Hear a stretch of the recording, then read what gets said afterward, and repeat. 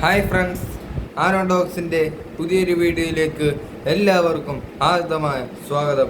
Yes, Kerala Blasters ഈ സീസണിൽ ആദ്യ വിജയം സ്വന്തമാക്കിയിരിക്കുന്നു. ഒടുവിലാ ഈ സീസണിൽ കേരള ബ്ലാസ്റ്റേഴ്സ് ആദ്യ 3 പോയിന്റുകൾ സ്വന്തമാക്കിയിരിക്കുകയാണ്. ഇന്ന് നടന്ന ISL Blasters versus Bangalore FC മത്സരത്തിൽ കേരള ബ്ലാസ്റ്റേഴ്സ് 2-1 എന്ന സ്കോറിൽ വിജയിച്ചിരിക്കുന്നു.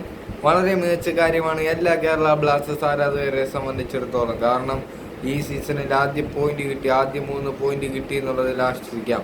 ഇന്ന് നടന്ന മത്സരത്തിൻ്റെ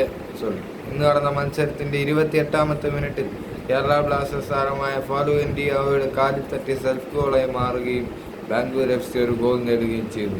പിന്നെ ഇന്ന് നടന്ന മത്സരത്തിൻ്റെ 61ാം മിനിറ്റിലും ഗോൾ നേടുന്നു കേരള ബ്ലാസ്റ്റേഴ്സ്.